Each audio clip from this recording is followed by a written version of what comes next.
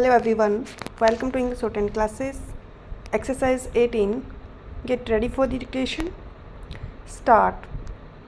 Mr. Vice Chairman, Sir, I am thankful to you for allowing me to speak on this subject because it is better late than never. Of course, there are only a few points which I want to make here. Railway budget to me is another attack by the government on the general masses of the country when it has belied the hopes of these masses. Railway is the only means by which the general mass of people can travel at comparatively cheaper rates. But every year you are raising the fare gradually to such a point that the railways no longer remain a transport for the poor people in the country. Fares for both the classes have been raised.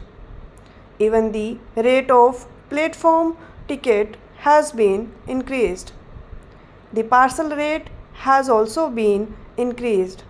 In this way, government is trying to earn revenue at the cost of the sufferings of the people. Even such a hike in fares could have been accepted if the government had given proof of a sincere effort to improve the present state of affairs in the railway equally all over the country. In my state of Assam, the performance of the railway is the poorest of the poor. While Honorable Prime Minister talks of leading the country towards the 21st century at a high speed, the only meter gauge train, which is the only railway connection between Guwahati and Dibrugarh in Assam, takes 18 hours to run between these two places situated at a distance of about 500 kilometers only.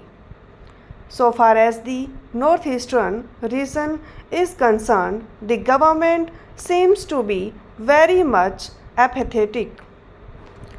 The meter gauge tracks in Assam were built by the Britishers, while in independent India the whole country has been having broad gauge lines. In Assam, the broad gauge line has been extended up to Guwahati only. It was after the Chinese aggression that the railway bridge over the Brahmaputra was built and the meter gauge railway line on the north bank of the Brahmaputra was laid. Shall we have to wait for the rest to get the railway lines modernized and improved and extended? The existing meter gauge tract was built by the Allied rulers to carry tea, coal and oil from the upper Assam area, and it was built not for the convenience of the people. Therefore, the line is running without touching the major towns. No new and improved railway tract has been built besides the earlier one built by the same Allied rulers to connect the Barak Valley of the state. In most of the days in the rainy season, this train does not run on this line. Whenever we demand improvement of the railways in Assam, the minister gives his prepared reply of dearth of funds. It is very much unfortunate. In 1971, the government assured us of establishing a railway division at Rangia. But now the government is trying to eat back its own words.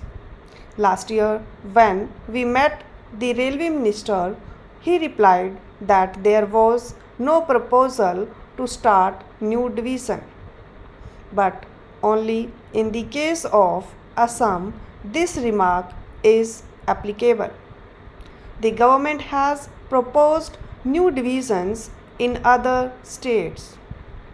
I want to know why the government is taking such a stand in the case of Assam only. The demand for a bridge over the Brahmaputra has also been turned down on the plea of the constraints of funds. This bridge would connect the remote areas of Arunachal with the rest of the country and would help tremendously for the socio-economic development of the whole northeastern region. But the ministry is not paying heed to this necessity and demand. The main railway track is running through the city of Guwahati, and the state government as well as the people have been demanding to shift the track from the middle of the city to a side. But the ministry is not in favor of doing so. There are about 40 railway crossings in the state, but there are only a few flyovers. The government seems to be not interested at all in building flyovers for the safety of the people and for necessary speed in the day-to-day life of the state as a whole. In Assam, the railway train runs at the speed of a snail. It has dirty coaches without cushions, without catering, even without water and light sometimes. The number of coaches is also insufficient in comparison to the number of passengers. All coaches seem to be worn out. The doors and the windows of even some first class coaches cannot be closed or shut down. The number of cancer patients in Assam is an alarming one. But the train connection with Chennai and Mumbai, who are unemployed where the cancer treatment can be had, is very poor, particularly for the unemployed. It is also notable that the local people of the northeastern region do not get employment in the railways. They are deprived of the avenues of employment in the railways. Stop.